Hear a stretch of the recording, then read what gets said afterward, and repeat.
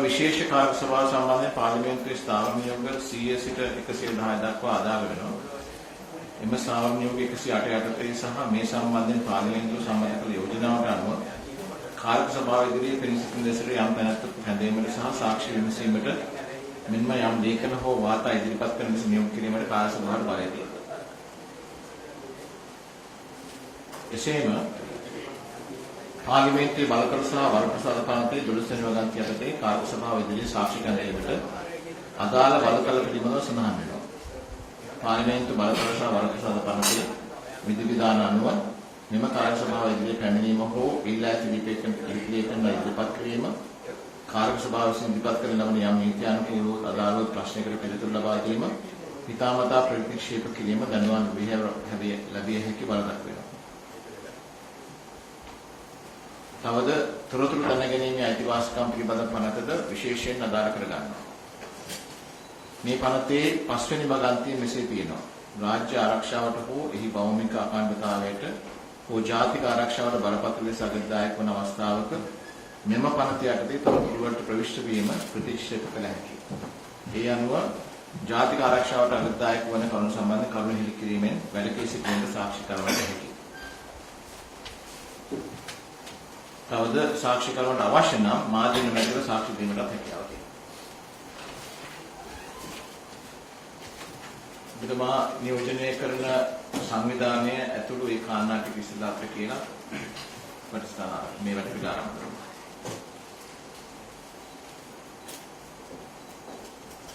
நான் கலீல் ரஹ்மான் முகமது சஹலான் மௌலவி இஸ்லாமிய மதகுரு. என்னுடைய நான் பிரதிநிதித்துவப்படுத்தும் நிறுவனம் அல்ஹாஜ் அப்துல் ஜவாத் அலி வலியுல்லா நம்பிக்கை பொறுப்பு. இந்த நிறுவனம் 2009ஆம் ஆண்டு 46ஆம் இலக்க பாராளுமன்ற சட்டத்தின் மூலம் கூட்டமைக்கப்பட்டுள்ளது. கெசட் நோட்டிபிகேஷன் இது. எந்த வருஷம் 2009 ஆண்டு 46ஆம் இலக்கம் சட்டத்தின் மூலம் கூட்டணிக்கப்பட்ட நிறுவனம். 1948ஆம் ஆண்டு எங்களுடைய நிறுவனத்துடைய முதலாவது பள்ளி வாயில் காத்தாங்குடி பதுரியா ஜும்மா பள்ளி வாயில் என்ற பெயரில்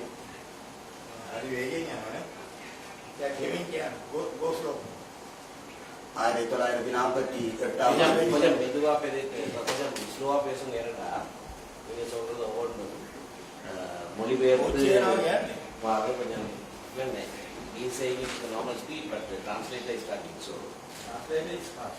translator is struggling to keep up. So I don't need to go slow. Okay. Get through. நம்முடைய நிறுவனத்துடைய முதலாவது பள்ளி வாயில் 1948ஆம் ஆண்டு காத்தாங்குடியில் 5ஆம் குறிச்சியில் பத்ரியா ஜும்மா பள்ளி வாயில் என்ற பெயரில் ஆரம்பிக்கப்பட்டது. அதன் பின்னர் 2009ஆம் ஆண்டு 46ஆம் இலக்க சட்டத்தின் மூலம் அல்ஹாஜ் ஜவாத் ஆலிம் வலியுல்லா நம்பிக்கை பொறுப்பு என்ற நிறுவனமாக கூட்டணிக்கப்படுகின்ற போது 11 நிறுவனங்கள் இணைந்து கூட்டணிக்கப்பட்டுள்ளது. இது சூபித்துவ கொள்கையை இஸ்லாமிய சூபித்துவ கொள்கையை இஸ்லாமிய மக்களுக்கு போதித்து வருகிறது. இது நாம் எமது ஊரை மையப்படுத்தி நடைபெற்ற இந்த அடிப்படைவாத தாக்குதல் சம்பந்தமான ஒரு வரலாற்றை நான் முன்வைக்க வேண்டும் என்று விரும்புகிறேன். இதற்கு எனக்கு ஆவணங்களை எடுத்து தருவதற்கு இந்த சபை என்னுடைய நிறுவனத்துடைய உறுப்பினர்களை உதவிக்கு தர முடியுமா என்றால் அது எனக்கு உதவியாக இருக்கும். Somebody to sit and help him get the documents for him. Last time we had asked for documents. Oh, யாருன்னு சொன்னீங்கன்னா சிமாக்ஸ் நிலப்பை. என்ன பேர்? சிமாக்ஸ் நிலப்பை. Okay, sure. Down, can I also just clarify when இந்த எங்களுடைய முதலாவது பள்ளிவாசல் சொல்றீங்க 48ஆம் ஆண்டு, அது இந்த சூஃபி கொள்கையை பின்பற்றுற பள்ளிவாசலா? சூஃபி கொள்கையை பின்பற்றக்கூடிய பள்ளிவாசல்.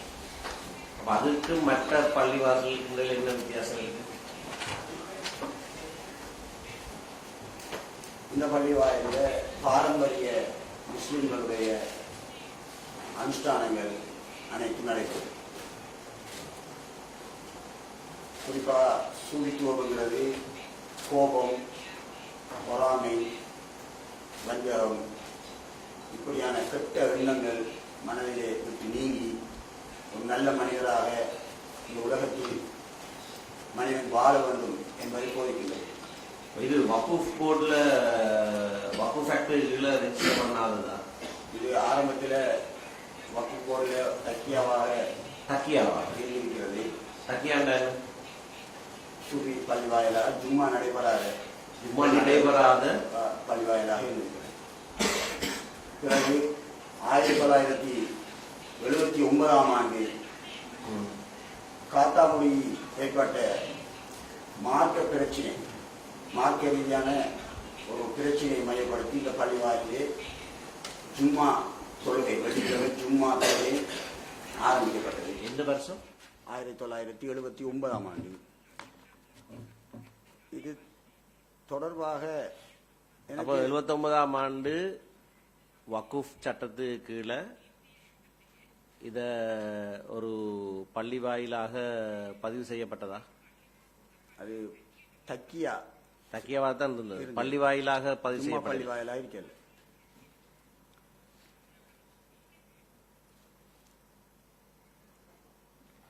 இப்ப இந்த ட்ரஸ்ட் நம்பிக்கை பொறுப்பா தானே இந்த சட்டம் 46/2009 செய்திருக்கு.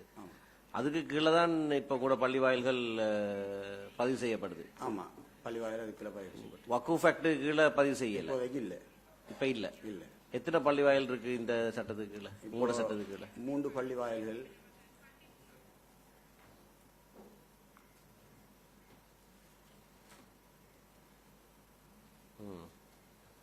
ஓகே. இது தொடர்பாக நான் ஒரு விஷயத்தை சொல்ல விரும்புகிறேன். தொடர்ச்சியாக இந்த காத்தாங்குடியில் ஏற்பட்ட இந்த அடிப்படைவாத பிரச்சனை சம்பந்தமாக தொடரான வரலாறு எனக்கு சொல்றதுக்கு ஒரு அனுமதி ஒன்று தந்தா அது எனக்கு சொல்றது இந்த இடத்துல பொருத்தமாக இருக்கும்னு நான் நினைக்கிறேன். ஜஹரானுங்கிறவர் ஆரம்பத்தில் காத்தாங்குடி ஜாமியத்துல் ஃபலா அரபு கல்லூரியில் 2001ஆம் ஆண்டு இஸ்லாமிய கல்வியை படிக்க ஆரம்பித்தார். அதன் பின்னர் அந்த ஜாமியத்துல் ஃபலா கல்லூரி நிர்வாகத்தோடு ஏற்பட்ட முரண்பாட்டால் 2005ஆம் ஆண்டு அங்கிருந்து விலக்கப்பட்டார். அதுக்கு பிறகு குர்நாகல் பகுதியில் இருக்கிற இப்னு மஸ்ஊத் என்கிற அரபு கல்லூரியில் ஓதியதாக கல்வி பயின்றதாக நான் அறிந்தேன். எப்படி அவர் நீக்கப்பட்டார்? 2005ஆம் ஆண்டு கல்வி பயில்வதிலிருந்து நீக்கப்பட்டிருக்கிறாரு. அதுக்கு பிறகு குர்நாகல்ல தொடர்ச்சியாக போய் கல்வியை இப்னு மஸ்ஊத்ங்கிற ஒரு மதரசா இருக்கிறதா நான் அறிகிறேன். எங்க? குர்நாகல். என்ன மதரசா? இப்னு மஸ்ஊத். இப்னு மஸ்ஊத். இப்னு மஸ்கு. இப்னு மஸ்ஊத்.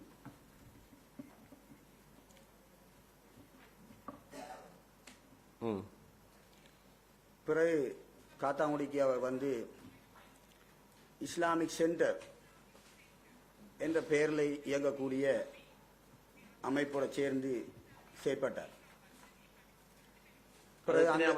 வருஷம் அந்த வருடம் எனக்கு தெரியல. பிறகு அந்த அமைப்போடு ஏற்பட்ட சில முரண்பாடுகள் காரணமா அந்த அமைப்பிலிருந்து அவர் வெளியேறார். பின்னர் இவரும் இவருடைய சில நண்பர்களும் சேர்ந்து தாருல் அதர் அத்தாவியா என்ற அடிப்படைவாத வஹாபிச அமைப்பை உருவாக்குறாங்க. தாருல் அதர். தாருல் தாருல் தாருல் அதர். அதர் அதர் அத்தாவியா. எந்த ஆண்டு இது? அந்த ஆண்டும் எனக்கு சரியா தெரியல. அதுக்கு பிறகு ஜப்பானுக்கு பிரயாணம் செய்திருக்கிறார். அங்கு சில மாதங்கள் தங்கியிருந்தார். அது நான் நினைக்கிறேன் 2009ஆம் ஆண்டு 2010ஆம் ஆண்டு காலப்பகுதியில். எந்த வருஷம்? 2009 அல்லது 2010. ஜப்பானிலிருந்து திரும்பி வந்து ஒரு சில மாதங்கள் தங்கியிருந்து போட்டு திரும்பி வந்து மீண்டும் அதே தாருல் அதர் அத்தாவியாங்கிற அமைப்போட சேர்ந்து இயங்குகிறார். பிறகு அங்கே ஏற்பட்ட சில முரண்பாடுகளால அந்த அமைப்பிலிருந்தும் வெளியேறுகிறார். 2011ஆம் ஆண்டு தான் தேசிய தௌஹீத் ஜமாத், நேஷனல் தௌஹீத் ஜமாத்ங்கிற அமைப்பை உருவாக்குறார். 2011. 2011ஆம் ஆண்டு மேல்மாகாண ஆளுநராக இருந்த அலை மௌலானா அவர்கள் கிழக்கை மையப்படுத்தி ஆயுத குழுக்கள் செயற்படுகின்றது, வஹாபி ஆயுத குழுக்கள் செயற்படுகிறது என்று சிலோன் டுடே பத்திரிகைக்கும் ஒரு பேட்டி கொடுத்தது இந்த இடத்துல நான் ஞாபகப்படுத்த விரும்புகிறேன். அதுல NTJ பெயர் குறிப்பிடப்படல. Can we mark that document? Can we mark that document? Because this is former Governor Alavi Maulana himself had given an interview to Ceylon Today saying that there is a armed group that is functioning in Katanam. 2011. In 2011.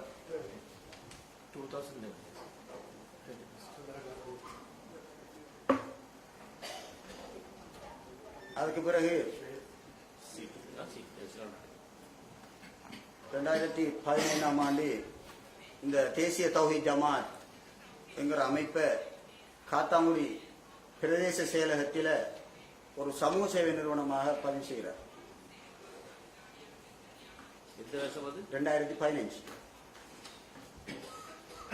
ஆரம்பத்தில் இவருடைய தேசிய தௌஹீத் ஜமாத்துங்கிற அந்த இடம் ஒரு குடிசையான பள்ளி வாயிலாக தான் இருந்துச்சு. இப்போது நவீன கட்டிடமாக அமைக்கப்பட்டிருக்கு.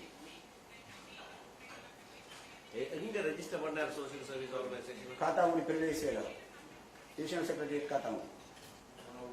2015.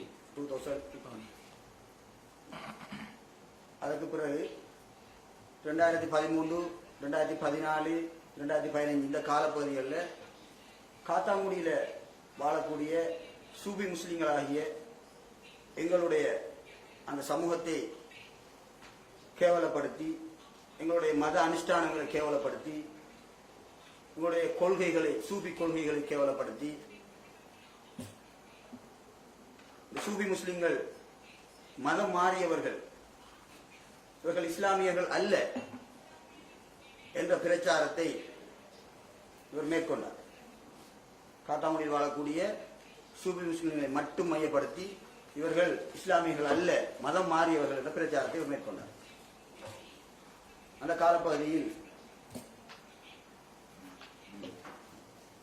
காலப்பகுதியில் தௌஹீத் என்கிற ஒரு மாத சஞ்சியையும் இவர் வெளியிட்டு வந்தார்.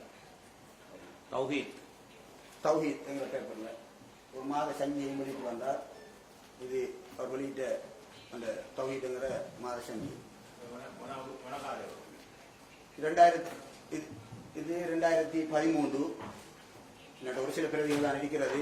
அவர் நான் நினைக்கிற மாதிரிக்கு ஒரு 10-15 தொடர்கள் இதுல ஒரு வெளியிட்டிருப்பாரு நான் நினைக்கிறேன். தௌஹீத் என்கிற சஞ்சிகை. அந்த சஞ்சிகையிலையும் சூபி முஸ்லிம்கள் இஸ்லாத்தை விட்டு வெளியேறியவர்கள், இவர்கள் மதம் மாறியவர்கள் என்ற கருத்தை தான் அவர் எழுதினார். சூபி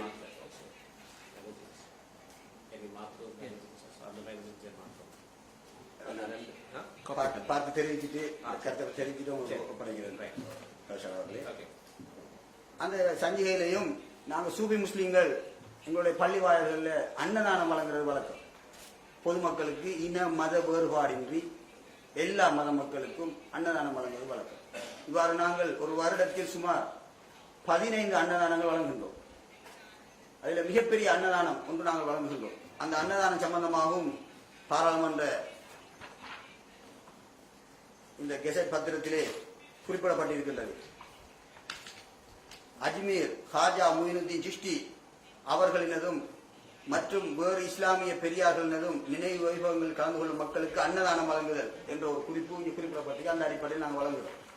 அந்த புனிதமான அந்த நிகழ்வை, அங்கு வழங்கப்படக்கூடிய அந்த அன்னதானம், இதை சாப்பிடுவது முஸ்லிம்களுக்கு கூடாது, இது பன்றி இறைச்சியை சாப்பிடுவதை போல, பன்றி இறைச்சியை சாப்பிடுவதற்கு சமனானது முஸ்லிம்களை பொறுத்தவரையில என்ற ஒரு பிரச்சாரத்தை இந்த தௌஹீத் பத்திரிகையில அவர் 2013ஆம் ஆண்டு 1வது இதழிலே எழுதி வெளியிட்டார்.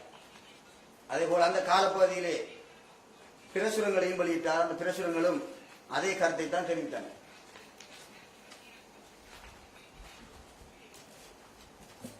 இது தொடர்பாக காத்தாங்குடி போலீஸ் நிலையத்தில் 2013, 2014ஆம் ஆண்டு காலப்பகுதியில் சுமார் மொத்தமாக 11 முறைப்பாடுகளை நாங்கள் செய்தோம். எங்களுடைய ஒவ்வொரு நிறுவனங்களினாலும் இவ்வாறான முஸ்லிம் மக்களுக்கிடையில் பிரச்சனை ஏற்படுத்தக்கூடிய, மனதை புண்படுத்தக்கூடிய, வன்முறைகளை தூண்டக்கூடிய வகையிலே பிரச்சாரம் இருக்கின்றது என்ற அடிப்படையில் நாங்கள் முறைப்பாடுகளை செய்தோம். 11 முறைப்பாடுகள் செய்தோம். அதன் அந்த முறைப்பாடின் அடிப்படையில் 2013 and 14 காத்தாங்குடி போலீஸ் நிலையத்தில் முறைப்பாடு செய்தோம் 2013, 2014ஆம் ஆண்டு. அந்த முறைப்பாடுகளின் அடிப்படையில் மட்டக்களப்பு மேஜிஸ்ட்ரேட் கோர்ட்ல பி 897 2014 என்கிற இலக்கத்தில் 27/10/2014ஆம் தேதி ஒரு வழக்கொன்றை பதிவு செய்தோம். பி 897 2014 எந்த மாசம் இது பதிவு செய்யப்பட்டது? 27ஆம் தேதி 10ஆம் மாதம் 2014ஆம் தேதி 2014ஆம் ஆண்டு. இது போலீஸ் பதிவு செய்ததா? நீங்க போலீஸ் பதிவு செய்த வழக்கு தான். உங்களோட கம்ப்ளைண்ட்? எங்களோட கம்ப்ளைண்ட் அடிப்படையில் போலீசாரினால் பதிவு செய்யப்பட்ட வழக்கு. அந்த வழக்கு விசாரணை நடைபெற்றது. ஆனால் அது அவர் எங்களுடைய சூபி முஸ்லிம்களுடைய மனதை புண்படுத்தக்கூடிய வகையில் அவர் பிரச்சாரம் தொடர்ந்து செய்து கொண்டுதான் இருந்தார். பிரச்சாரத்தை இடைநிறுத்தவில்லை. வழக்கும் இடைநடுவில் நிறுத்தப்பட்டுவிட்டது.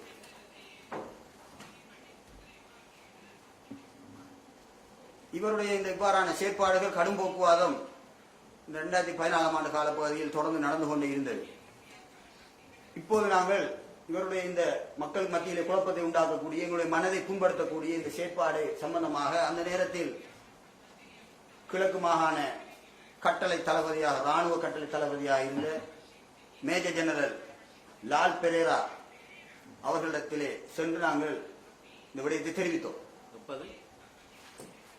2015ஆம் ஆண்டு இதுக்கு முன் நினைக்கிறேன், 2015ஆம் ஆண்டு பிறகு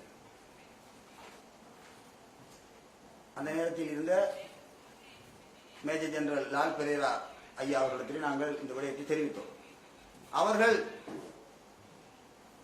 இந்த தேசிய தௌஹீத் ஜமாத் அமைப்பினரையும் இந்த ஜஹரானையும் அழைத்து இவ்வாறான செயற்பாடுகளில் நீங்கள் ஈடுபடக்கூடாது, இது பிரச்சனை ஏற்படுத்தக்கூடிய விடயம், மதங்கள் உங்களுடைய இஸ்லாமிய மக்களுக்கிடையே பிரச்சனை ஏற்படுத்தக்கூடிய விடயம் என்று அவர்கள் எச்சரிக்கை செய்திருந்தார்கள். அதையும் நாங்கள் பின்னர் கேள்விப்பட்டோம். அந்த எச்சரிக்கையை கூட அந்த ஜஹரான் அவர் பொருட்படுத்தவில்லை. அந்த எச்சரிக்கைக்கு பின்னர் அவர் ஊருக்கு வந்து மேஜர் ஜெனரல் அவர்களை விமர்சித்து அவர் உரை ஒன்று பேசினார். அதை அவர் அவருடைய அந்த ராணுவ அதிகாரி அவருடைய அந்த கட்டளையை அவர் மதிக்கவில்லை. அதுக்கு பின்னர் 2015ஆம் ஆண்டு பொதுத் தேர்தல் வந்தது. பொதுத் தேர்தலிலே அரசியல்வாதிகளுடைய மட்டக்களப்பு மாவட்டத்திலே இருக்கக்கூடிய, குறிப்பாக காத்தாங்குடி பிரதேசத்தில் இருக்கக்கூடிய அரசியல் பிரமுகர்களை அழைத்து, அந்த நேரத்தில் வேட்பாளர்களாக இருந்தவர்களை அழைத்து அவர்களுக்கு அழுத்தம் கொடுத்து அவர்களோட ஒரு ஒப்பந்தம் செய்தார். அந்த ஒப்பந்தத்தில் அவர் பல்வேறுபட்ட அடிப்படைவாத கருத்துக்களை தெரிவித்தார்.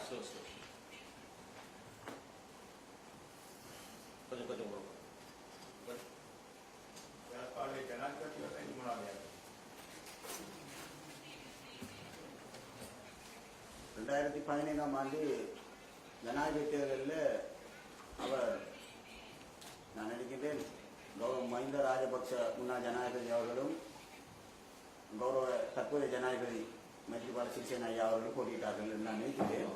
அந்த நேரத்தில் அவர் மஹிந்த ராஜபக்ச ஐயா அவர்களுடைய கட்சிக்கு எதிராகத்தான் செயல்பட்டார்.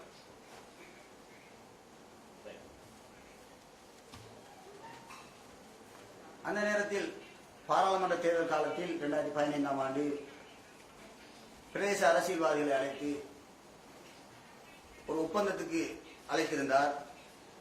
அடிப்படைவாத கருத்துக்களை அந்த ஒப்பந்தத்திலே அவர் தெரிவித்திருந்தார். இங்கே நான் குறிப்பிட வேண்டிய விடயம், நிறைய விடயங்கள் அந்த ஒப்பந்தத்தில் இருக்கின்றது. ஒப்பந்தத்தை உங்களுக்கு கையளிக்க முடியும் சபையினருக்கு.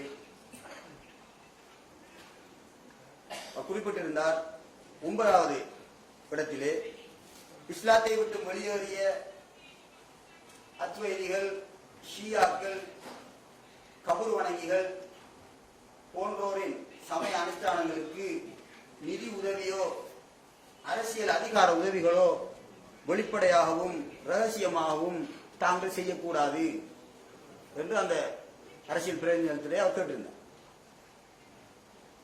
இந்த இடத்தில் சூபி முஸ்லிம் என்ற சொல் பாவிக்கப்படாவிட்டாலும் அத்வைதிகள் என்ற சொல் சூபி முஸ்லிம்களைத்தான் குறிக்கின்றது, உங்களுக்கு தெரிந்திருக்கு. எனவே எங்களுடைய சமூகத்துக்கு, சூபி சமூகத்துக்கு நிதியுதவி செய்யக்கூடாது, அரசியல் உதவிகள் எதுவும் செய்யக்கூடாது என்று வெளிப்படையாக அந்த ஒப்பந்தத்திலே அவர் கேட்டிருந்தார். அதே போல 10வது சூஃபி சமூகத்தினர் காத்தாங்குடியில எவ்வளவு எண்ணிக்கையானவர்கள் இருக்கிறார்கள்? சுமார் ஒரு 10,000 பேர், 10,000 மக்கள் காத்தாங்குடியில மட்டும். காத்தாங்குடியில சூஃபி முறையை பின்பற்றவர்கள் நாட்டில் வேற எங்கேயாவது இருக்கிறாங்களா? சூஃபி முறையை பின்பற்றவர்கள் நாட்டில் பல்வேறு இடங்கள் இருக்கிறார்கள். எல்லாமாக நாட்டில் எவ்வளவு பேர் இருப்பாங்க? எனக்கு அது சரியான கணக்காக சொல்ல தெரியல. ஆனா காத்தாங்குடியில 10,000 பேர் இருப்பாங்க, சுமார் 10,000 பேர் இருப்பாங்க. அதுபோல 10வது சரத்தில் சொன்னார், இஸ்லாத்தை விட்டும் மதம் மாறி சென்ற அத்வைதிகள் அவர்களுடைய சமய நிகழ்ச்சிகளில் அரசியல் பிரதிநிதிகள் பங்கெடுக்க கூடாது என்று கட்டளை விதித்தார். இது ஒரு அடிப்படைவாத கருத்து. இவ்வாறு பல்வேறுபட்ட அடிப்படைவாத கருத்துக்களை அவர் தன்னுடைய இந்த ஒப்பந்தத்திலே தெரிவித்திருந்தார். இது இந்த நீங்களோட கையில இருக்கிற ஆவணத்துல கையெழுத்துகள் இருக்கா? கையில் இருக்கிற ஆவணத்தில் அனுப்பப்பட்ட கடிதத்தில் ஒரு கையெழுத்து இருக்கிறது. யார் என்று பெயர் குறிப்பிடப்படல. தலைவர் செயலாளர் என்று தேசிய தௌஹீத் ஜமாத் அமைப்பு அவருடைய கடித தலைப்பில் எழுதப்பட்டிருக்கிறது. அந்த ஒப்பந்தத்துல கைச்சாத்திட்ட பிறகு கைச்சாத்திட்டவர்கள்ட கையெழுத்துகள் இருக்கா? ஒப்பந்தத்தில் கைச்சாத்திட்டவர்கள் கையெழுத்துகள் அதில் இல்லை. ஆனா அதுக்கு பிறகு ஒரு துண்டு பிரசுரம் ஒன்று வெளியிட்டாங்க. ஒப்பந்தத்துக்கு பிறகு அவருடைய தேசிய தௌஹீத் ஜமாத் என்கிற அமைப்பு சார்பார் அந்த துண்டு பிரசுரத்தில் யார் யார் வந்து தன்னோட ஒப்பந்தம் செய்து கொண்டார்கள் என்ற விவரங்களை அவர் சொல்லியிருக்கிறார். யார் யார் சொல்லுங்க. ஆவணத்தை அந்த லிஸ்ட் சொல்லுங்க. யார் யார் சைன் பண்ணாங்க?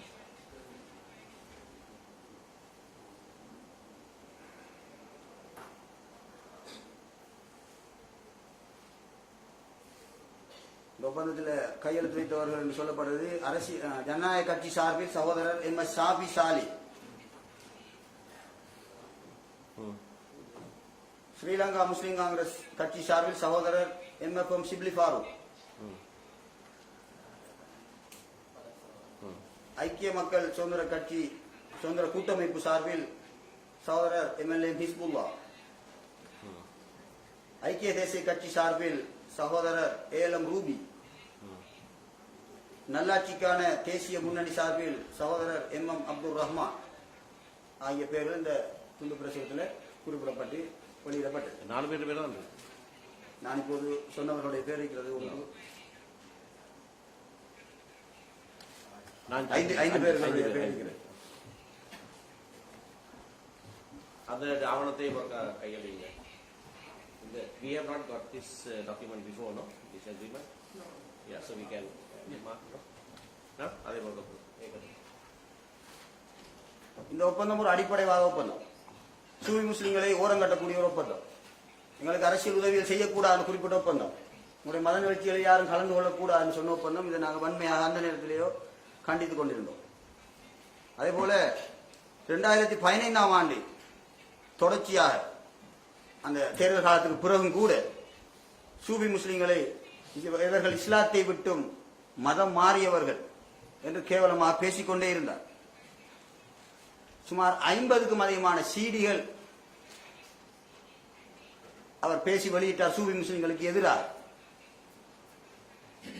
இது சம்பந்தமாக සූබි විරුද්ධව කතා කරනවා කිව්වට තර්ජනය කරා සූබි මුස්ලිම් වරුන්ට මරණීය තර්ජන හරි ඒගොල්ලන්ට මොන හරි அந்த நேரத்தில் மரண அச்சுறுத்தல் விடுக்கல. எங்களுடைய மார்க்க அனுஷ்டானங்களுக்கு எதிராக பேசினார். முக்கியமாக நாங்கள் இஸ்லாமியர்கள் அல்ல, முஸ்லிம்கள் அல்ல என்கிறத தொடர்ச்சியாக பிரகடனப்படுத்தி வந்தார். அவருடைய பேச்சுக்களை கேட்கலாம், அவருடைய ஆவணங்கள் வெளியீடுகளை பார்க்கலாம். இவ்வாறான பிரச்சாரத்தை நிறுத்த வேண்டும். இது ஏனையவர்களுடைய மனதை புண்படுத்தக்கூடிய வகையில் நாங்கள் முஸ்லிம்கள் இல்லை என்ற இந்த பிரச்சாரத்தை எங்களால் ஏற்றுக்கொள்ள முடியாது. இதை நிறுத்த வேண்டும் என்பதற்காக நாங்கள் மீண்டும் சட்ட உதவியை நாடினோம். සූෆි මුස්ලිම් වරුන්ට විරුද්ධ කතා කර ඇරෙන්න අනිකුත් ආගම් වල විරුද්ධව කතා කරේ නැද්ද? මටම බුද්ධ ආගම හරි කතෝලික ආගම හරි ඒ ආගම් වලට විරුද්ධව කතා කරන්නේ නැද්ද? அவர் 2016ஆம் ஆண்டு கிறிஸ்தவ மக்களுக்கு எதிராக பேசிய ஒரு சீடியை நான் இங்கே கொண்டு வந்திருக்கின்றேன். கிறிஸ்துமஸ் தினத்தை கொண்டாடுவது சம்பந்தமாக அந்த 2016ஆம் ஆண்டு காலப்பகுதியில் அவர் பேசி அந்த சீடியை கிறிஸ்தவ தேவாலயங்களுக்கு கொண்டு சென்று அந்த மக்களிடத்தில் கையளித்ததையும் அவர் ஒரு வீடியோவில் பேசினார். அவர் பேசி அந்த கிறிஸ்தவ மக்களுக்கு எதிராக கிறிஸ்துமஸ் தினத்துக்கு எதிராக பேசிய அந்த சீடியிலோ இருக்கிறது. அந்த நேரத்தில் மட்டக்களப்பு பகுதியிலே உள்ள தேவாலயங்களின் தலைவர்கள் மதகுருமார்கள் அவர்களிடத்திலும் அவர் அந்த எதிராக பேசிய சீடிகளை கையளித்தார். 2016 ඉස්ලාමයේ ට්‍රාන්ස්ලේට් කරන එක මාරු වුණා. එයාගේ වොයිස් එක එන්න ඊට වඩා මෙයාගේ කයි ඇහි. ඉස්සෙල්ලා ට්‍රාන්ස්ලේට් කරේ ඉක්මනට ඒක ගැහුවා. දැන් ඒක ට්‍රාන්ස්ලේට් කරන එක ඇහි.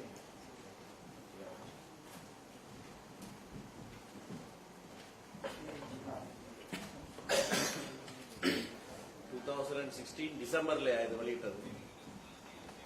திகதி சரியாக எனக்கு தெரியவில்லை. 2014 கிறிஸ்மஸ் டிசம்பர்ல தானே? டிசம்பர்ல கிறிஸ்துமஸ் வரும். அவர் அதுக்கு முன்னதாகத்தான் இதை பேசியிருக்க வேணும். 2016ஆம் ஆண்டு என்று நான் சொல்ல முடியும். அந்த பகுதியிலே மட்டக்களப்பு பகுதியிலே இருந்த தேவாலயங்களுடைய ஃபாதர்மார்களுக்கு அந்த சீரியலையும் கொண்டு போய் அவர் கையளித்தார்.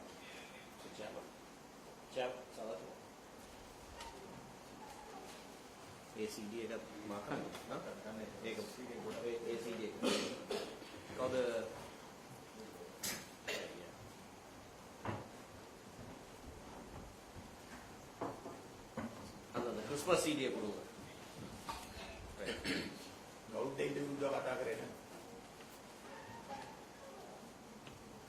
பௌத்த மார்க்கத்துக்கு எதிராக பேசியா நான் அறியவில்லை. அதே போல தொடர்ந்து இவர் சூபி முஸ்லிம்களுக்கு எதிரான இந்த பிரச்சாரத்தை நிறுத்த வேண்டும் என்கிறதுக்காக 2015ஆம் ஆண்டு மட்டக்களப்பு நீதிவான் நீதிமன்றத்திலே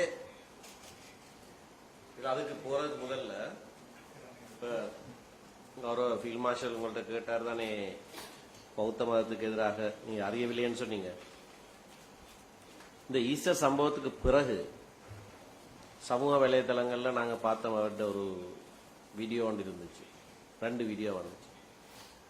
அது இந்த திகன சம்பவத்துக்கு பிறகு திகன அழுக்கம அதுகளை பற்றி அவர் காரசாரமா உரையாற்றின ஒரு வீடியோ ஒன்று வந்தது. அதுல பௌத்த கோயில்களை உடைக்க வேணும், எங்களை திரும்ப தாக்கினா என்றெல்லாம் பேசியிருக்கிறார். ஞாபகம் இருக்கா? அவர் வன்முறை சம்பந்தமா கடுமையா பேசியிருந்தார். முழு விவரம் நான் சம்பந்தமா அந்த வீடியோ இந்த சம்பவத்துக்கு பிறகுதானா நீங்க பாத்தீங்க, இல்லாட்டி சம்பவத்துக்கு முதல்ல நீங்க பாத்துக்குவீங்களா? சம்பவத்துக்கு பிறகுதான் அதை பார்த்தேன். எல்லாருமே சம்பவத்துக்கு பிறகுதான் பாத்துக்கலாம். முன்னர் அதை பார்க்கல. ஆனா முன்னரே இவர் ஜிஹாத் சம்பந்தமா கடுமையா பேசின தகவல்கள் என்னிடம் இருக்கிறது. அது சம்பந்தமா நான் சொல்றதுக்கு இல்ல. அது சரி, அதுக்கு போறதுக்கு முதல்ல தான் நான் கேட்ட, குறிப்பாக பௌத்த சமயத்தை பற்றி கேட்டபடியாத்தான் நான் உங்களுக்கு ஞாபகப்படுத்தினான். அந்த நான் சொன்ன வீடியோஸ்ல பௌத்த சமயத்தை தாக்கி பேசியிருக்காரு தானே? பேசியிருக்காரு. அது இந்த சம்பவம் ஈஸ்டர் தாக்குதலுக்கு பிறகுதான் நானும் பார்க்கவில்லை. அதோட අලුත්ගම දර්ගා නගර සිද්ධිය ගැන කතා කරා නම් ඒ කියන්නේ 2015ට ඉස්සෙල්ලා. දර්ගා නගර පාරමී 2015ට ඉස්සෙල්ලා. දිගනට පස්සේ තමයි ඒක කතා කරේ. ඒ කතාවේදී දර්ගා ටවුන් දිගන දෙකම සඳහන් කරනවා.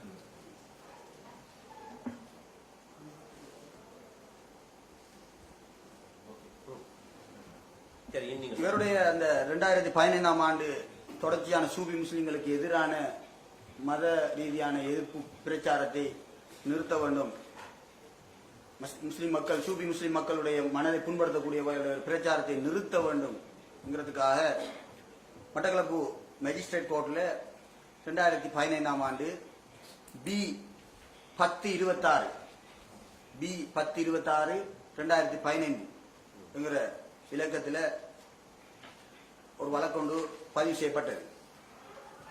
அது எதுக்காக நாங்கள் பதிவு செய்தோம் என்றால், போலீஸ் பதிவு செய்தது. நாங்கள் முறைப்பாடு செய்தோம். எங்களுடைய பள்ளிவாயலுக்கு அந்த நேரத்திலே பள்ளிவாயல் தலைவராக இருந்த அவர் இப்போது மரணித்து விட்டார், மௌலவி முகமது இப்ராஹிம் நத்வி எங்கக்கூடியவர் அந்த முறைப்பாட்டை பதிவு செய்தார். காத்தாங்குடி 5 சூபி முஸ்லிம்களுடைய காத்தாங்குடி 5 பத்ரியா ஜும்மா பள்ளி வாயிலுக்கு சுமார் ஒரு 75 மீட்டர், ஒரு 50 மீட்டர் தூரத்திலே உள்ள ஒரு இடத்திலே, சுமார் 75 மீட்டர் தூரத்திலே உள்ள ஒரு இடத்திலே அந்த கூட்டத்தை அவர் நடாத்துவதற்கு திட்டமிட்டிருந்தார். அப்போது நாங்கள் உணர்ந்தோம், இவ்வாறு ஒரு கூட்டத்தை இவர் இந்த இடத்திலே பிரச்சார கூட்டத்தை நடாத்தி சூபி முஸ்லிம்களுக்கு எதிராக வளமையான இவருடைய பிரச்சாரத்தை இவர் செய்தால் ஒரு பிரச்சனை ஏற்படும், மக்கள் மத்தியில் ஒரு குழப்பம் ஏற்படும், சில நேரம் அது வன்முறையாக மாறிவிடும், இதை தடுக்க வேண்டும் என்பதற்காக நாங்கள் எங்களுடைய அந்த நேரத்திலே பள்ளிவாய தலைவராக இருந்த இப்ராஹிம் மௌலவி அவர்கள் முறைப்பாட்டை செய்தார்கள். போலீசார் 2015ஆம் ஆண்டு 25/10/2015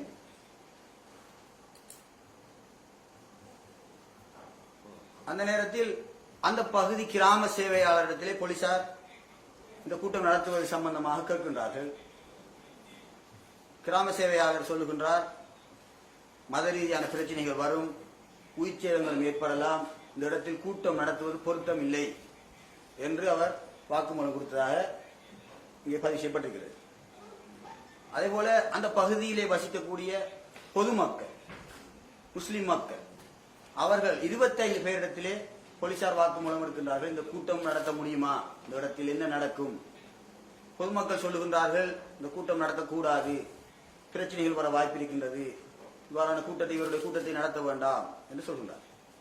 அதேபோல தேசிய புலனாய்வு பிரிவு இந்த கூட்டம் சம்பந்தமாக இந்த கூட்டத்தை நடத்தக்கூடாது, பாரதூரமான சமாதான சீர்குலைவு ஏற்படும், இந்த கூட்டத்தை நடத்தக்கூடாது என்று அவர்கள் வாக்குமூலம் வழங்கியதாக இந்த வழக்கு. உங்களுக்கு அப்படி அதை தெரியும்னு கேட்கிறேன். நாங்கள் எங்களுடைய பள்ளி தலைவர் இந்த வழக்கு இந்த முறைப்பாடு செய்திருந்தார். எனவே நாங்கள் இந்த வழக்கு பிரதியை பெற்றோம். இந்த பிரதி வழக்கு கோப்பியே இருக்கிறது. நீங்க இப்ப சொன்ன விஷயங்கள் கிராம சேவையாளர் சொன்னது அதெல்லாம் இந்த இதுல இருக்கா? ஆவணத்துல இருக்கு. ஆவணத்தில் இருக்கிறது. இதன் பின்னர் குறித்த அந்த இடத்தில் கூட்டத்தை நடத்தாமல் அதிலிருந்து ஒரு 10 மீட்டர் அடுத்த வீதியிலே அந்த கூட்டம் நடத்துவதற்கு நீதிமன்றம் அனுமதித்தது.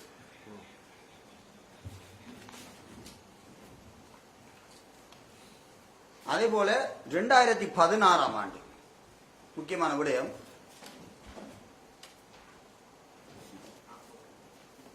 ஒன்பது 12/2016 அந்த தேதியில் இலங்கை நாட்டுக்கு எதிராக, தேசப்பற்றுக்கு எதிராக இந்த ஜஹரான் உரையாற்றினார்.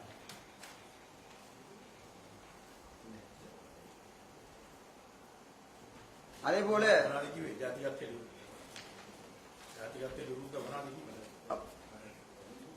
அவர் பொதுவாக 3 முறை இவ்வாறான உரைகளை நிகழ்த்தியிருக்கிறார். 9/12/2016, 2ஆம் தேதி 3ஆம் மாதம் 2017, 17ஆம் தேதி 2ஆம் மாதம் 2017. இந்த 3 பேச்சுக்களிலும் அவர் சொன்ன விடயம் முஸ்லிம் அல்லாதவர்களை கொல்ல வேண்டும் என்று சொன்னார். நான் குறிப்பிட்ட இந்த 3 தேதிகளிலும் 2002ஆம் தேதி 3ஆம் மாதம் 2017ஆம் தேதி, 9ஆம் தேதி 12ஆம் மாதம் 2016, 17ஆம் தேதி 2ஆம் மாதம் 2017 இந்த 3 உரைகளிலும்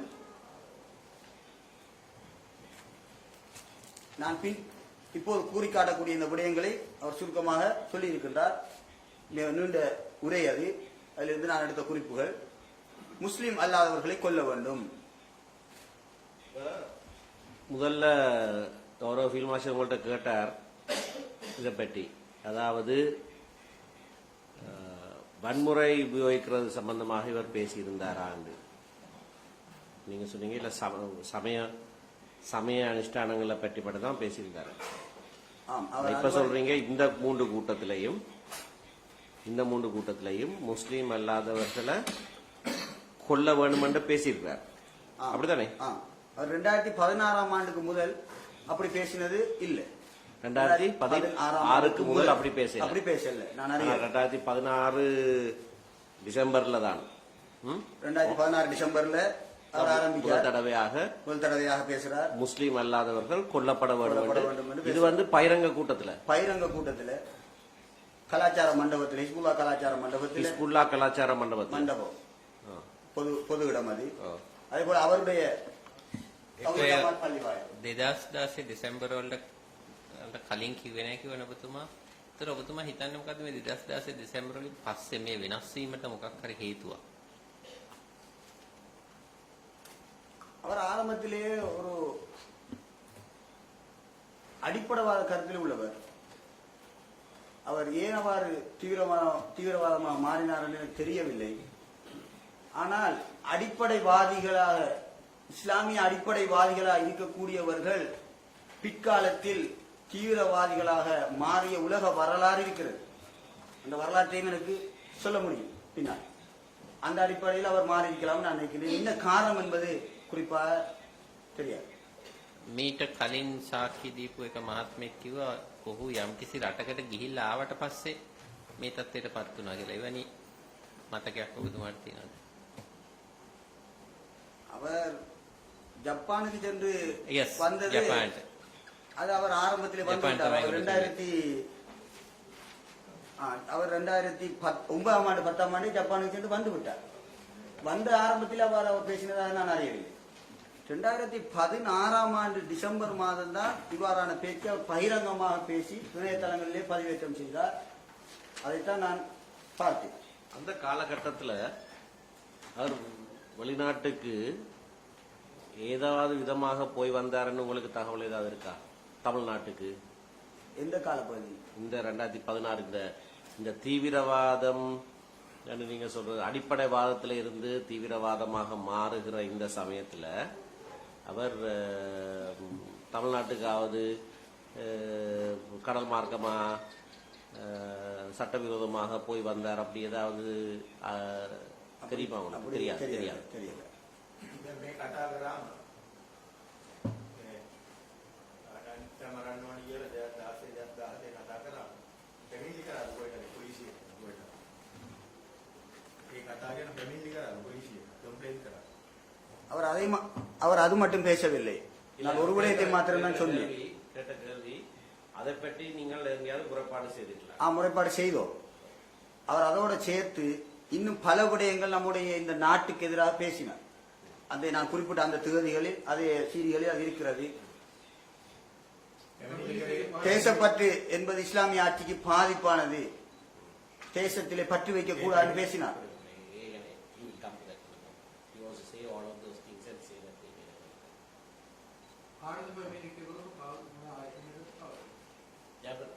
He wants to say all of those things and then say இது சம்பந்தமாக நீங்க சொல்லுங்க, நீங்க சொல்ற சீக்வன்ஸ்ல சொல்லுங்க. அது எனக்கு இலவா இருக்கும், அதை பற்றி சொல்லுங்க. சொல்வது இலவா இருக்கும். அவர் தேசப்பற்றுங்கிறது இஸ்லாமிய ஆட்சிக்கு பாதிப்பானது. இஸ்லாமிய ஆட்சி அந்த இஸ்லாமிய ஆட்சிங்கிறது அவர் ISIS குறிப்பிட்டதாக தான் நாங்கள் கருதுகிறோம். அந்த அடிப்படையில் அந்த சீரியல பேசி இருக்கிறார். So தேசப்பற்று, how are they translating it as patriotism or what? How are it மாதிரி translate? Patriotism. They're saying patriotism. Right, okay. அதுக்கு எதிராக பேசினார். தாய் நாட்டை நேசிப்பவன் முஸ்லிம் அல்ல என்று பேசினார்.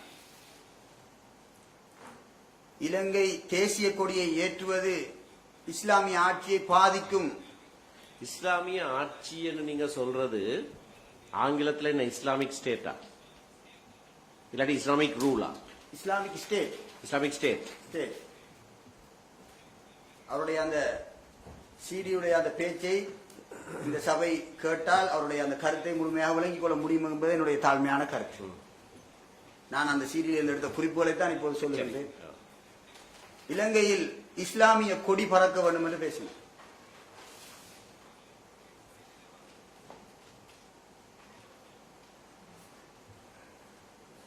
இலங்கை நாட்டை முஸ்லிம்கள் கைப்பற்ற வேண்டும் அப்படி பேசினாரா? என்று பேசினார். இலங்கை நாட்டை முஸ்லிம்கள் கைப்பற்ற வேண்டும் என்று பேசினார். இவ்வாறு பல விடயங்களை இந்த தேசத்துக்கு எதிராக, நம்முடைய இலங்கை நாட்டுக்கு எதிராக இவர் பேசினார்.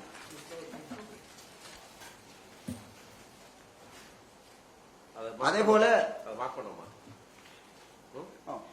மார்க் பண்ணிட்டு நீங்க அது சம்பந்தமாக முறைப்பாடுகளை பற்றி கேட்டாங்க, அதையும் சொல்ல முடியும். அதை சொல்லிடுங்க. அதுக்கு பிறகு அதே 3ஆம் மாதம் 2ஆம் தேதி 2017 அவருடைய ஜஹரான் ஹாஷிம் என்கிற முகநூல்ல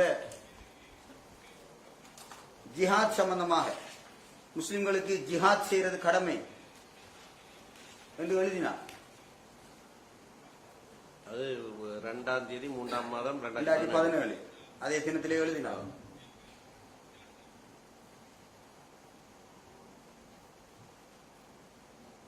இல்லை, அவர் வன்முறை சம்பந்தமாக கடுமையாக எழுதி இருக்கின்றார் அந்த ஆவணத்திலே, பேஸ்புக்கிலே.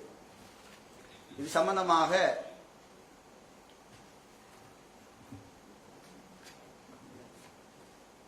அதுக்கு பின்னர் 2ஆம் தேதி 3ஆம் மாதம் 2017 பின்னர் காத்தாங்குடியில் ஒரு முக்கியமான ஒரு கலவரம் நடக்கிறது. அந்த கலவரத்துக்கு பின்னர் தான் நாங்கள் முறைப்பாட்டுக்கு சென்றோம். இந்த சிடிஏ சம்பந்தமாகவும் இந்த பேச்சு சம்பந்தமாகவும் முறைப்பாட்டுக்கு அதுக்கு பின்னர் தான் சென்றோம். அது நடந்தது 10ஆம் தேதி 3ஆம் மாதம் 2017. காத்தாங்குடி அலியார் சந்தி, அலியார் ஜங்ஷன் என்று சொல்லக்கூடிய இடம், அந்த இடத்திலே ஒரு பிரச்சார கூட்டம் ஒன்றை நடத்தினார்.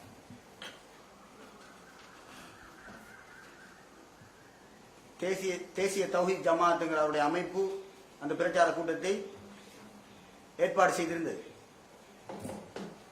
அதில் அவர் சொன்ன முதலாவது கருப்பொருள், அந்த கூட்டத்துடைய கருப்பொருள்,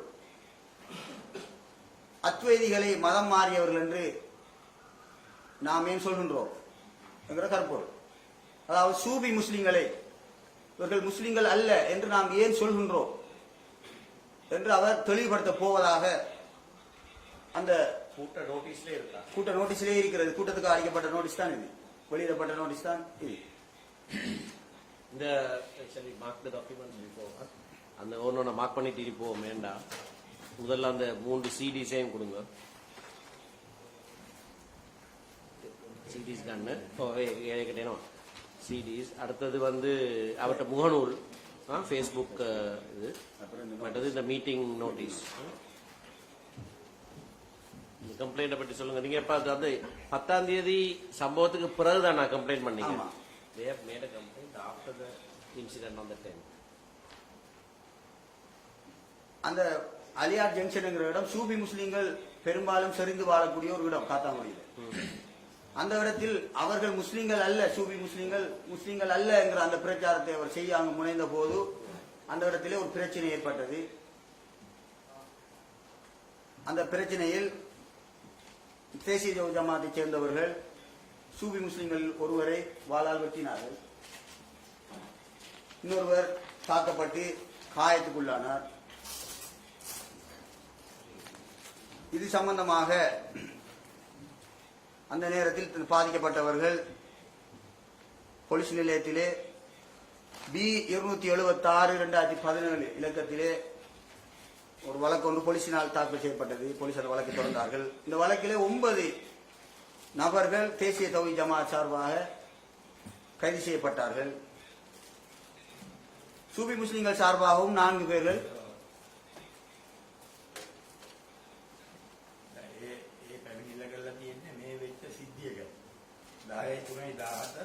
ஆமா, අනිත් ආගම් මතන මරන්න ඕනි කියලා කිව්වා කියලා 2-3-17 9-12-16-17 2017 ඒ අනිත් ආගම් වල මරන්න ඕනි කියන කවුරුත් පැමිණිලක් කරේ නැහැ. Yes, complain about this issue. நாங்கள் அது சம்பந்தமாக 27/3/2017 27/3/2017 இது சம்பந்தமான ஒரு முறைப்பாட்டை நாங்கள் ஒரு கடிதமாக தயாரித்து அதிமேத ஜனாதிபதி அவர்களுடைய காரியாலயத்தில் கையளித்தோம்.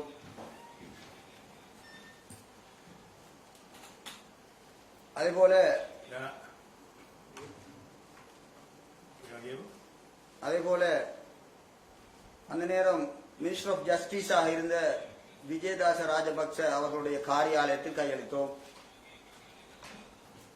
அதேபோல minister of law and order southern development என்ற அமைச்சராக இருந்த சாகல ரத்நாயக்க ஐயா அவருடைய காரியாலயத்தில் கையளித்தோம். அதேபோல கௌரவ பிரதம மந்திரி அவர்களுடைய காரியாலயத்தில் கையளித்தோம்.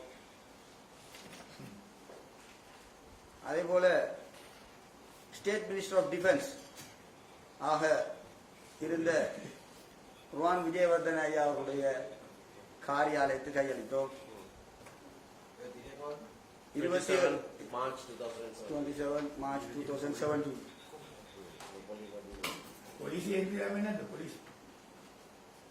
போலீசிலும் நாங்கள் முறைப்பாடு செய்தோம்.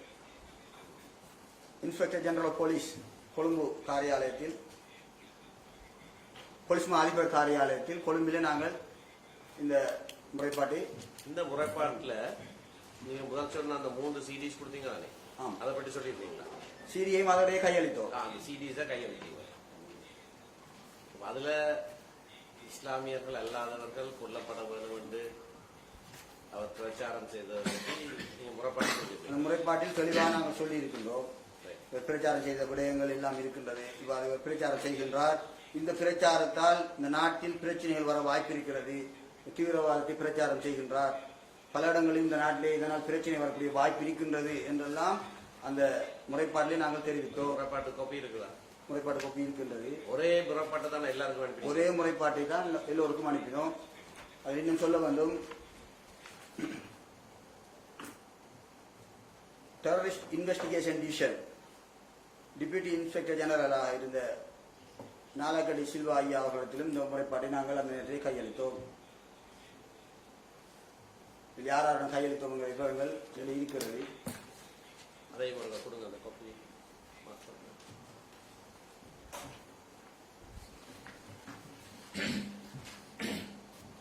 கோப்பி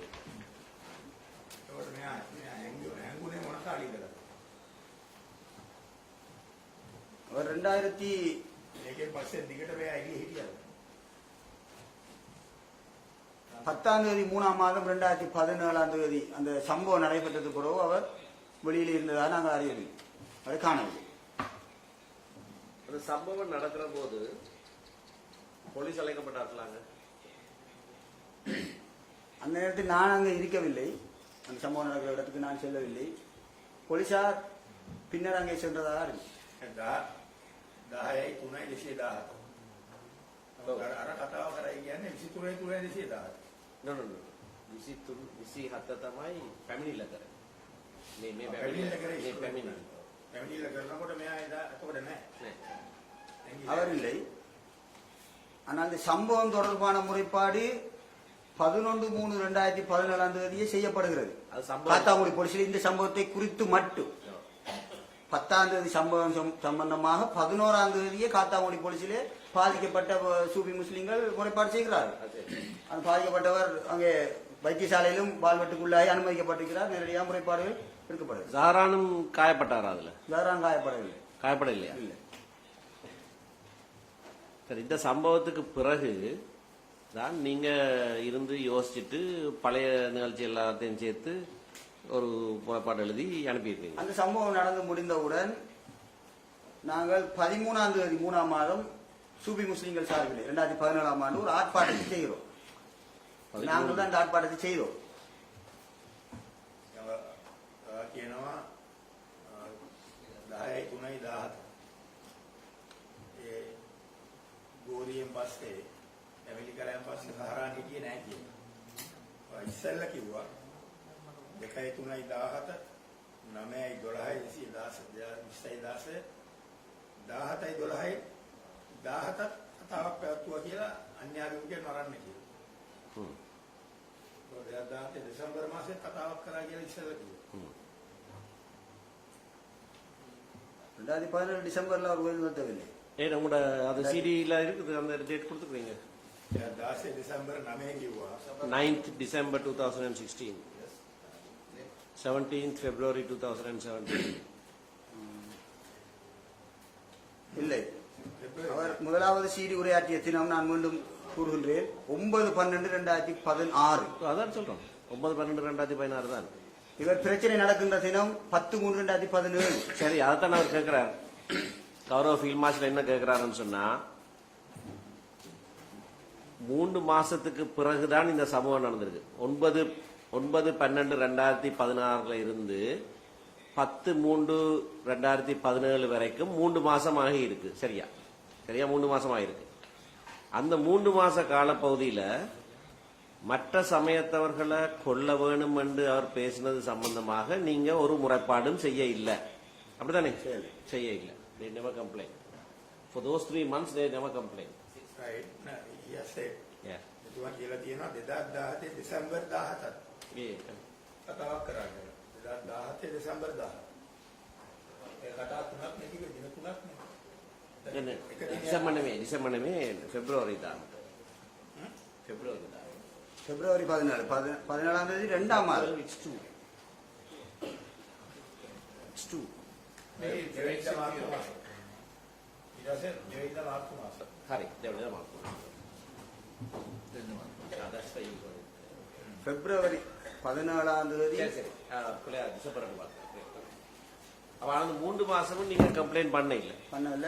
உங்களோட ஆலியார் சங்க தந்தியில வந்து கலவரம் பண்ணி ஆக்களுக்கு காயம் எல்லாம் ஏற்படுத்தி அது சம்பந்தமா முறைப்பாடு செய்து கோர்ட்டுக்கு போன பிறகுதான் அதுக்கும் 2 கிழமைக்கு பிறகுதான் நீங்க இந்த கம்ப்ளைண்ட் எழுதி அனுப்பிடுவீங்க. இது என்னண்டா அவர் பேசின உடனே இந்த செய்தி எங்களுக்கு தெரியல. நாங்கள் பொதுக்கூட்டத்துக்கு நாங்கள் கலந்து கொள்ளல. இவருடைய இந்த பிரச்சனைக்கு பிறகு இவருடைய இணையதளங்களை பார்த்த போது இணையதளத்தில் இருந்தா நாங்கள் இந்த விஷயத்தை அறிஞ்சு கொண்டோம் பிறகுதான். சரி. அப்ப இந்த சம்பவம் நடந்ததுக்கு பிறகு இவர் தலைமறைவானதுக்கு பிறகு இவர் சம்பந்தமாக இணையதளங்களை பார்த்து அதுல இருந்து எடுத்த விஷயத்தை பார்த்து பாரதூரமான பேச்சு ஏற்கனவே நடந்திருக்கிறது. சரி. இது இப்ப இவ்வளவு பேருக்கு இந்த முறைப்பாடு அனுப்பியிருக்கீங்க தானே? பிரசிடென்ட்டுக்கு, பிரைம் மினிஸ்டருக்கு, minister of justice, minister of law and order, state minister of defence, IGP, DIG TID 7 பேருக்கு மேல அனுப்பியிருக்கீங்க. சரியா? யார்கிட்ட இருந்தாலும் உங்களுக்கு ஏதாவது பதில் வந்துச்சா? பதில் வந்தது. எங்க இருந்து வந்து? 3ஆம் தேதி 4ஆம் மாதம் 2017ஆம் ஆண்டு கௌரவ பிரதம அமைச்சருடைய அலுவலகம் பிரைம் மினிஸ்டர் ஆபீஸ்ல இருந்து பதில் வந்தது. மேற்படி விடயம் தொடர்பாக பிரதமருக்கு அனுப்பிய கடிதம் அவரது கவனத்திற்கு கொண்டு செல்லப்பட்டுள்ளதாக அறிய தருகின்றேன் என்று இந்த கடிதத்தில் எழுதப்பட்டது. அவ்வளவுதான். அவ்வளவுதான் எழுதப்பட்டது. அதுக்கு மேல பிறகு பிரதமர் அலுவலகத்தில் இருந்து எந்த கடிதமும் வரவில்லை. வேறு பதில்கள் வந்தது. வேறு அலுவலகங்களில் இருந்து வந்தது. வேற யார் உங்களுக்கு பதில் எழுந்தது? சட்டமா அதிபர் காரியாலயத்திலிருந்து சட்டமா அதிபருக்கு நாங்கள் முறைப்பாடை கொடுத்திருந்தோம். சட்டமா அதிபருக்கு கொடுத்தீங்க. சட்டமா அதிபர் காரியாலயத்திலிருந்து தொடர்ச்சியாக பல பதில்கள் வந்தன.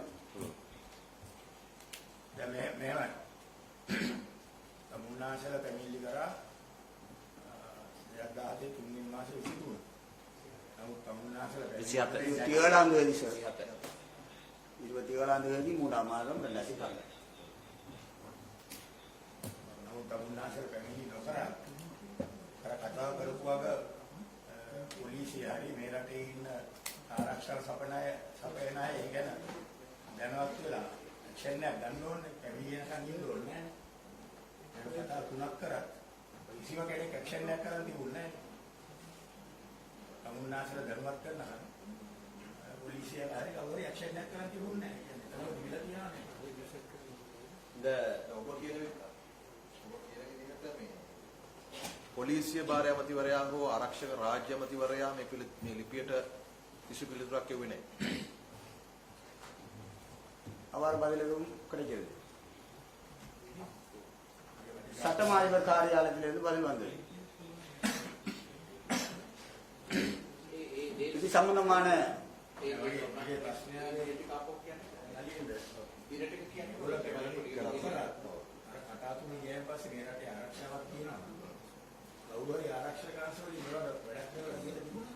Attorney General Satam, sorry, Satyam. ඒ තුන දින සහ ඒ ලියුම් අරපු කට්ටියගේ නම් ටික දෙන්න පුළුවන්ද?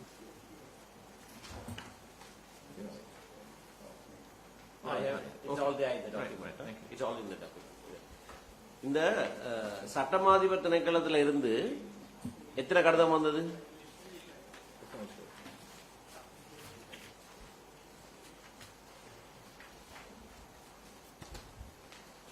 நான்கு கடிதங்கள் வந்தது. இது ஒன்றுக்கும் நீங்கள் பதில் அனுப்பி இருந்தீங்களா? உங்கள்கிட்ட விவரம் கேட்டா கடிதம் வந்து? எங்களுக்கு விவரம் கேட்டு வரவில்லை. எங்களுக்கு விவரங்களை தெரிவித்திருந்தார்கள். நாங்கள் முறைப்பாடு செய்ததற்கு எங்களுக்கு விவரங்களை தெரிவித்திருந்தார்கள். நாங்கள் என்னென்ன நடவடிக்கை எடுத்ததாக சொல்லி சட்டமா அதிபரை சந்திப்பதற்கு நாங்கள் அந்த நேரத்தில் டைம் கேட்டோம். டைம் வழங்குவதில்லை, அவர் நடைமுறை இல்லை என்று தெரிவித்தார்கள்.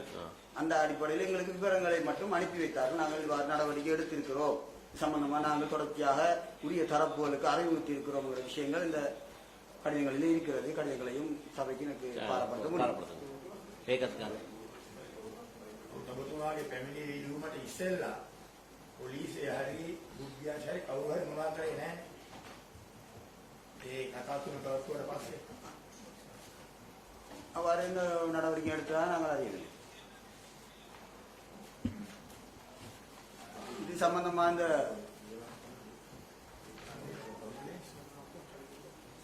முறைப்பாடு செய்வதற்கு இந்த கொழும்பிலே வந்து இந்த அமைச்சர்களுடைய அலுவலகங்களுக்கு முறைப்பாடு செய்வதற்கு எனக்கு பக்கத்திலே இருக்கக்கூடிய எங்களுடைய இந்த சபையுடைய எங்களுடைய நம்பிக்கை பொறுப்பு அல்ஹாஜ் அப்துல் ஜவாத் அல்மலில்லா நம்பிக்கை பொறுப்பு முஹாமித் சபை அதனுடைய உறுப்பினராகிய சிமாக்சி நல்லது என்பவரும் வந்திருந்தார். அவருக்கு இந்த விவரம் நல்ல தெளிவாக சொல்ல முடியும். இந்த விவரங்கள் என்ன அங்கே கதைத்தார், சிங்களத்திலேயே கதைத்தார். சில இடங்களிலே எனக்கு சிங்களம் சரியா புரியாது. அதனால் அங்கே என்ன அவர்கள் குறைபாடை பாடம் எடுக்கின்ற போது என்ன கதைத்தால் என்பதை சொல்ல முடியும் அவரால். ஆனால் அந்த வந்த பதில்களை நான் உங்களுக்கு ஒப்படைத்திருக்கிறேன். මෙතන ප්‍රශ්නේ තියෙන්නේ මෙයා 2016 දෙසැම්බරුවේ 2017 තමුන්නාසලාගේ රණ්ඩුව යන ඉස්සෙල්ලා මාර්තු මාසේ 2017 දෙවෙනි මාසේ අන්‍යාගමිකයන් මරන්න ඕන කියන කතාවවත් කරලා තියෙනවා. නමුත් රජයේ කවුරුවත් ඒවට කිසිම විවරයක් කරන් තිබෙන්නේ නැහැ. ඒක සහරා නෙලිය හිටියා. 2017 මාර්තු එක සහරා නෙලිය හිටියා. මේ වන්ස් අර කතාව කරලා පස්සේ අඩුකවෙලේ අන්‍යාගමිකයන්ට විරුද්ධව පමණක් නෙමෙයි දැන් මේ කියන විදිහට ජාතික කොඩිය සම්බන්ධයෙන් විරුද්ධ අදහස් ප්‍රකාශ කළා තියෙනවා. රටේ ස්වෛරීත්වය ගැන අදහස් ප්‍රකාශ කළා තිබෙනවා.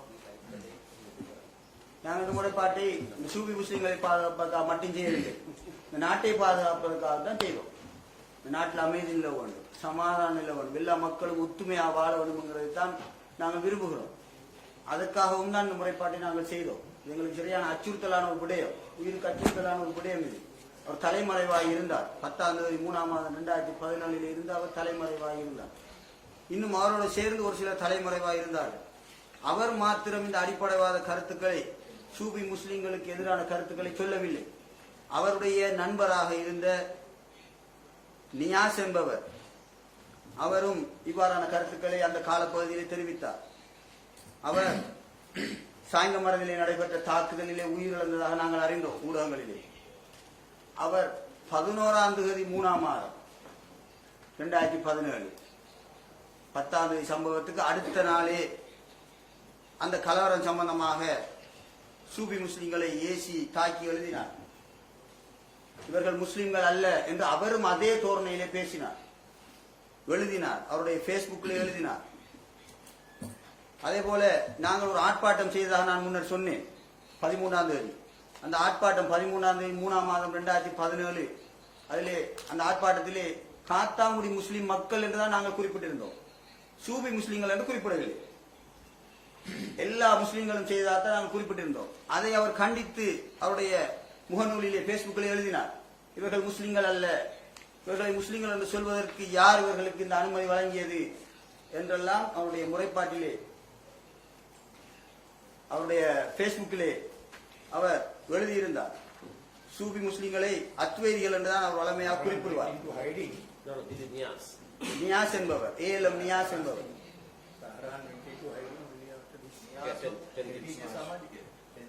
என்டிஜே சங்கத்தை சேர்ந்தவர். சம்பவம் நடந்த அடுத்த நாள் 11ஆம் தேதி 3ஆம் மாதம் எழுதுகின்றார், அசத்தியவாதிகளுடைய இரத்தம் மண்ணை நனைக்க வேண்டும் என்று சூபி முஸ்லிம்களை அவர் நோக்கி எழுதுகிறார். அவரும் தலைமறைவாயிருந்தார் தானே? அவரும் தலைமறைவாயினார். நாங்கள் செய்த ஒரு முறைப்பாட்டு ஒரு வழக்குக்கு பின்னர் அவருக்கு எதிராக இவ்வாறு இவர் பிரச்சனையை தூண்டுவதாக பிரச்சாரம் செய்கிறார். சூபி முஸ்லிம்களை மதம் மாறியர்கள் என்று சொல்கின்றார். அவருடைய இரத்தம் மண்ணை நனைக்க வேண்டும் என்று சொல்லுகின்றார். இவர்கள் முஸ்லிம்கள் அல்ல என்று ஜம்இயத்துல் உலமாவினால் தீர்ப்பு வழங்கப்பட்டவர்கள் என்று சொல்லுகிறார். முக்கியமான விடயம் சபையினர்களே, சூபி முஸ்லிம்கள், காத்தாங்குடி சூபி முஸ்லிம்கள்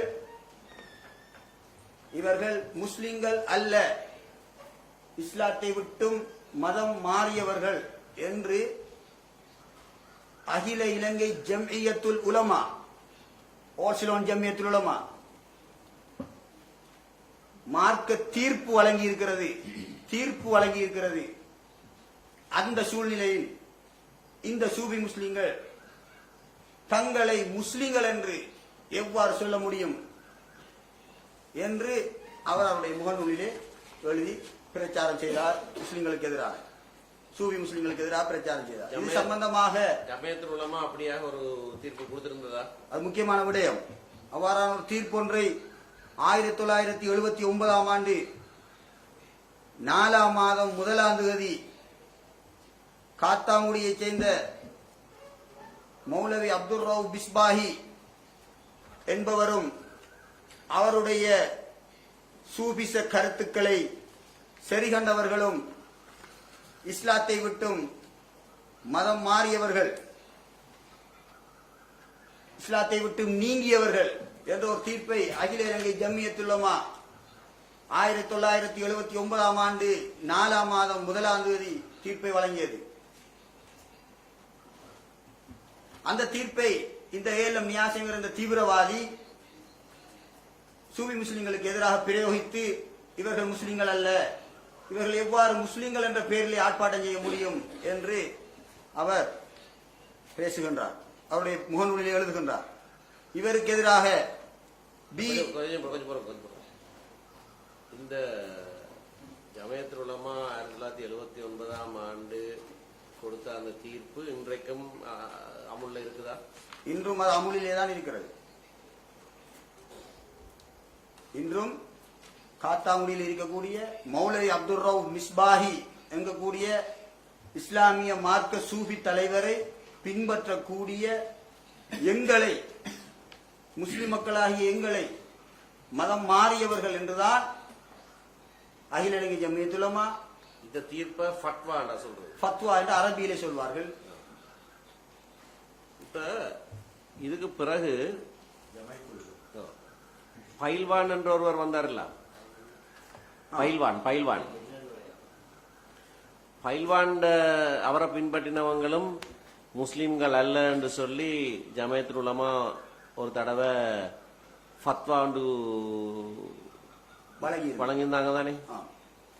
அது பிறகு கோர்ட்ல ஒரு வழக்கு வச்சு அந்த ஃபத்வாவை திரும்ப மீள் வாங்கி இருந்தாங்க. உங்களுக்கு தெரியுமா? விட்ரா பண்ணியிருந்தாங்க. அந்த ஃபத்வாவை விட்ரா பண்ணியிருந்தாங்க. அது மாதிரி இந்த ஃபத்வா மீளப்பெறப்படவில்லை, ஒரு காலம் பெறப்படவில்லை. நாங்கள் அதுக்கு வழக்கு தாக்கல் செய்யவில்லை.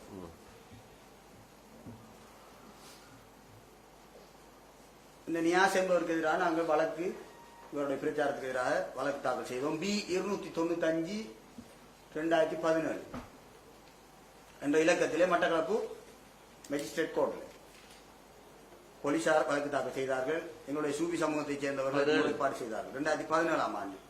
எந்த டேட் இது? B-295 இலக்கம்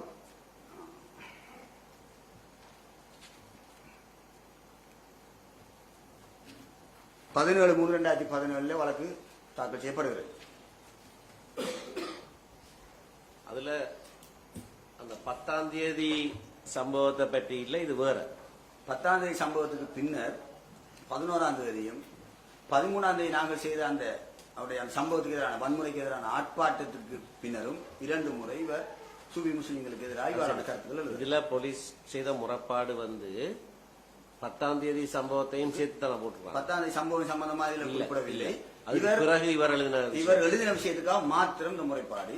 அதுல அவர் கைது செய்யப்படவில்லை. கைது செய்யப்படுமாறு நீதிமன்றம் உத்தரவு பிறப்பித்திருந்தது. ஆனால் அவர் தலைமறைவாக இருந்தார். கைது செய்யப்படாமலே அந்த வழக்கு இன்று வரைக்கும் அவர் இருக்கிற நிலையிலே தான் அவர் சாய்ந்த மரத்திலே அந்த ஈஸ்டர் தாக்குதலுக்கு பின்னரான ஒரு தாக்குதலை அவர் உயிரிழந்ததாக நாங்கள் அறிந்தோம். அவர் சில காலம் வெளிநாட்டிலே அரபு நாடுகளிலே இருந்ததாகவும் நான் கேள்விப்பட்டேன். அநேகமாக அவர் கட்டார் நாட்டிலே இருந்திருக்க வேண்டும் என்று நினைக்கிறேன். எனக்கு சரியா அதை சொல்ல முடியாது.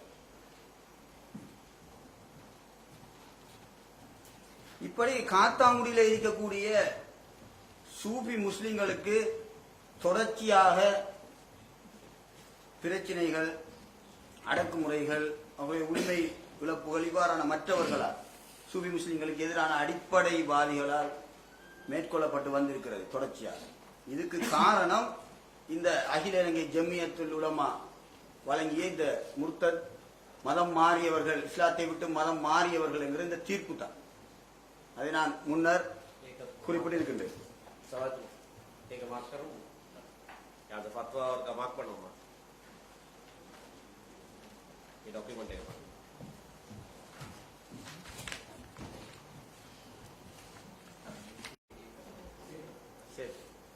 Same copy.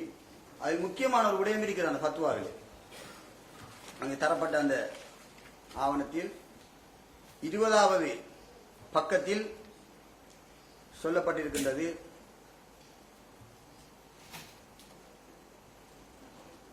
இஸ்லாத்தை விட்டும் இஸ்லாத்தில் இருந்து மதம் மாறிவிட்டால், ஒருவன் இஸ்லாத்தில் இருந்து எவ்விதமான வற்புறுத்தலுமின்றி மதம் மாறிவிட்டால் இஸ்லாமிய சட்டப்படி அவன் கொலை செய்யப்பட வேண்டும். இந்த ஃபத்வாவில் 20ஆம் பக்கத்தில் சொல்லப்பட்டிருக்கின்றது. இது ஏசிஜேயு உத்தியோகபூர்வமாக வழங்கின ஃபத்வா. உத்தியோகபூர்வமாக வழங்கிய ஃபத்வா 1979ஆம் ஆண்டு 4ஆம் மாதம் 1ஆம் தேதி வழங்கிய தீர்ப்பு. பேஜ் 20ல பேஜ் 20. ஒருவர் இஸ்லாத்தை விட்டும் எவ்வித வற்புறுத்தலும் இன்றி மதம் மாறிவிட்டால் இஸ்லாமிய சட்டப்படி அவர் கொலை செய்யப்பட வேண்டும் என்று இந்த தீர்ப்பில் எழுதப்பட்டிருக்கிறது. இது அநீதியான தீர்ப்பு. நாங்கள் முஸ்லிம்கள், எங்களை கொல்வதற்கு அனுமதி இருக்கிறது என்று இந்த தீர்ப்பில் சொல்லப்படுகிறது. 40 வருட காலமாக இந்த சூபி முஸ்லிம்களுக்கு காத்தாங்குடியிலே மௌலை அப்துல் ரவுப் பிஸ்பாய் என்கிற அந்த சூபி தலைவருக்கு அவருடன் சேர்ந்து வாழக்கூடிய அந்த மக்களுக்கு இவ்வாறான இந்த தீர்ப்பு வழங்கப்பட்டு மிகப்பெரிய அநீதி விளைக்கப்பட்டிருக்கின்றது. நான் பிறப்பு முஸ்லீம், நான் சூபி முஸ்லீம், நான் இஸ்லாத்தை நேசிக்கிறேன். இஸ்லாம் சமாதானத்தை தான் விரும்புகிறது, வன்முறையை போதிக்கவில்லை, ஆயுத கலாச்சாரத்தை விரும்பவில்லை. எல்லா மக்களுடனும் அன்பாக, அந்நியோன்யமாக, இரக்கமாக எல்லா மதத்தையும் மதித்து, சகல மத தலைவர்களை மதித்து, அவருடைய மத அனுஷ்டானங்களை மதித்து வாழச் செல்லுமாறுதான் எங்களுடைய இஸ்லாம் குறிப்பிடுகிறது. இந்த தீர்ப்பை மையப்படுத்தி காத்தாங்குடியிலே இருக்கக்கூடிய ஜம்மியத்துல் உலமா, அகில இலங்கை ஜம்மியத்துல் உலமாவுடைய கிளை பல்வேறுபட்ட அடிப்படைவாத நடவடிக்கைகளை மேற்கொண்டிருக்கிறது. 29ஆம் தேதி 12ஆம் மாதம் 2015ஆம் ஆண்டு காத்தாங்குடி சூபி முஸ்லிம்களால் முஹம்மது நபி ஸல்லல்லாஹு அலைஹி வஸல்லம் அவர்களுடைய புனித மீலாதுன் நபி விழா ஒன்றை நடாத்துவதற்கு ஏற்பாடு செய்யப்பட்டது. அந்த விழாவை காத்தாங்குடி ஹிஸ்புல்லா மண்டபத்தில் நடாத்துவதற்கு ஏற்பாடு செய்யப்பட்டது. டேட் ஒருக்கா சொல்லுங்க திரும்ப.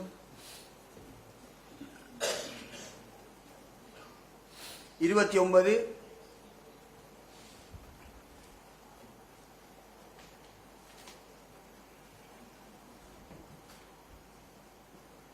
1/1/2016 ஏற்பாடு செய்யப்பட்டது.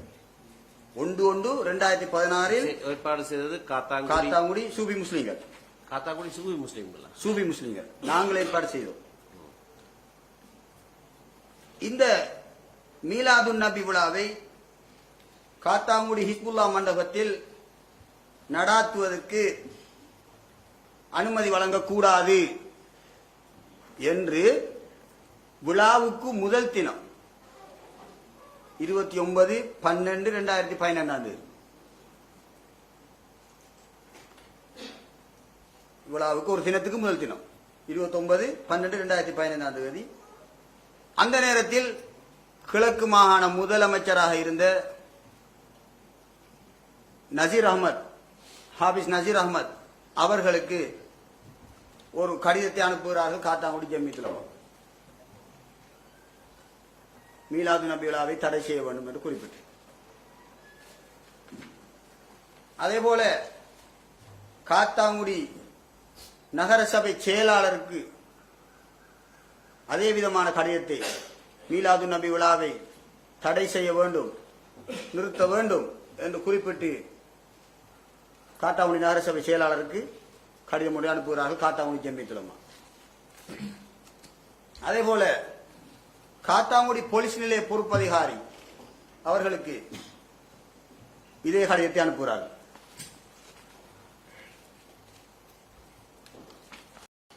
මෙම පරීක්ෂණයේදී මම විසින් දෙව්ලොවන සාක්ෂිය සත්‍ය බවත් සත්‍ය මිස අන් කිසි